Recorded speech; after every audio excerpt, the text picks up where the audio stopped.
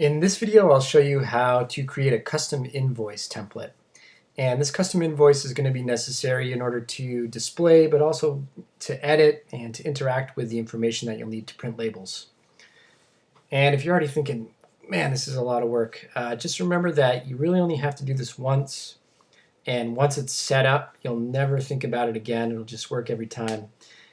Making the custom invoice is a lot easier than trying to add that max units per carton and units to every item on your list. So this one should be a little simpler, a little easier to follow along, but there are, again, a couple of steps necessary. And we start with opening up our invoices. So we're going to create a new invoice.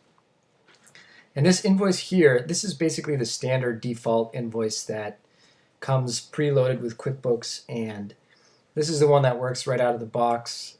You have your customer, so we'll do customer 1 up here, and you come down to the item column, and let's do baby carrots again. So you could do a description here if you want. I typically leave this blank, but I'll talk a little bit about that in the next video. Then quantity, we're going to do 48 of those at the rate of $2 each, and for a total of 96.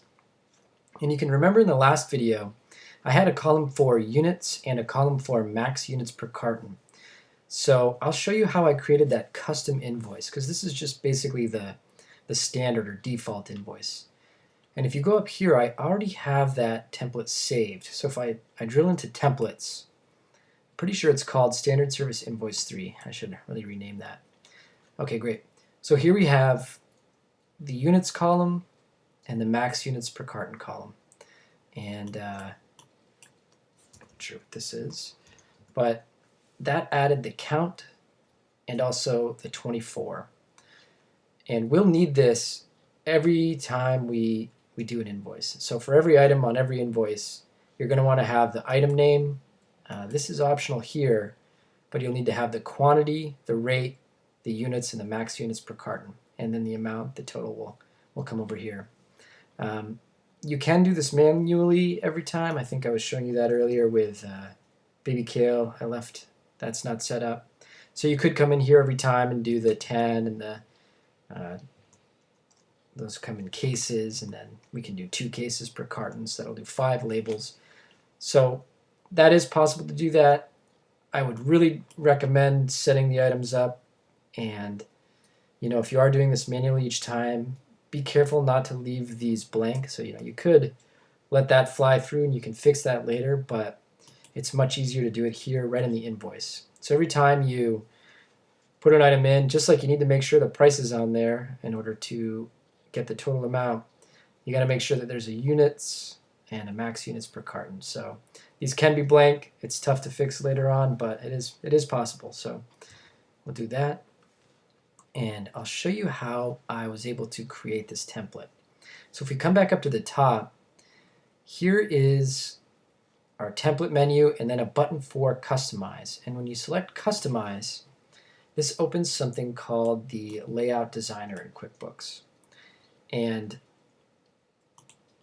it's pretty handy because you can make your own custom invoices, and you can see up here that we add our farm logo to the top of an invoice. I think this is a really nice professional touch. I don't know why everyone isn't doing that, but I think it's just a great thing to have. If you come up here into the left-hand corner and click Fields, this will open Invoice Fields. And you can see there's a bunch of stuff here I've hidden just because I think I've never used it. But what we really want to focus on is this columns. And if you look in here, we have item, and that's the item column, description, here's the description column, quantity, rate, max units, etc. And if you can remember from the last video, we added max units per carton and units as layers of information to each item. And I want to show you one more time what happens, how I was able to get these here. So I'm going to run through it one more time really quickly. From here we go into list, items. Let's go into an item, double click it, custom fields, define fields, and then from here let's try a tester. And I want to select that so that it's in use and I know that it's active. Click OK. We've activated custom fields. You can use these fields in transactions by adding them to your custom templates in Layout Designer. So that's what we're going to do next. We'll click OK. OK, that finishes that up. And great, let's go back to our invoice. And from here, we select Customize. That takes us into the Layout Designer. Up here in the menu of our Layout Designer, we're going to choose Fields. And there it is. There's the test that we just added. And if we select it, if we toggle it on, in these little radio buttons here, there's my test column. Click that on, there's my units column, and we're going to add our max units per carton. We don't need this, so I'm going to uncheck those. These are the 1, 2, 3, 4, 5, 6, 7 columns that we'll need to get the label printer to work. And I think I actually want to go in here and make sure. I was noticing that it is kind of nice to have units next to quantities, since that's how someone would read it. It would be 1 case or 12 count. And then max units, let's drag that. That looks like a good spot for it. We'll keep rate and amount next to each other.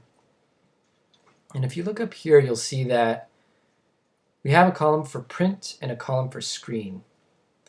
And you can remember I was suggesting that we don't want max units per carton to print out on our invoice because it's strange. It's a strange piece of information. No one's really going to know what it refers to. So that's something we really just want to see on the screen when we're creating the invoice. If I uncheck it, though, it causes it to disappear. So let's leave that unchecked on print. And we're going to save this template and see what happens when we open it up. And see if we can still see that max units per carton. If not, we're going to have to fix it some other way. So I'm going to go up here into File, Save As, and we're going to call this Standard Invoice 5. You might think of a more easy name to remember. That's going to work for us for now. Okay, so we're going to save that. And coming into Standard Invoice 5, you'll see that even though I had the print column unchecked, there's our max units there. So we can still see that. You as the user while you're creating the invoice can see it, but it won't print out. And then this all kind of looks pretty nice. We have 18 count at a rate of 2. I guess this max units could have wound up here. I might try to fix that again later, but for now this is going to work for us. We have the information that we need, the item, the quantity, the units, the rate, the max units, and the total. And in the next video I will go a little deeper into this and show you how I actually make the invoices and build the report that I can print labels from. And that really wasn't too bad, just creating that custom invoice. And it's kind of a nice feature to know about. You know, maybe some folks didn't know you could add a logo here. You know, you can drag in an image box and just import a JPEG or something. And you can also customize your invoices in this way. So that's kind of a handy little tip to know as it is. And once this is set up, every time I open an invoice, it'll stay here on Standard Invoice 5, the last one I used, and these columns will just be here. And you know, if I have all of this stuff set up already, I know that I have baby lettuce set up, it'll just sort of fill, autofill this units and max units column and the rate column if we have a price that's already set, and so on. So the more information that you can store in here, the easier this gets every time you come back to it.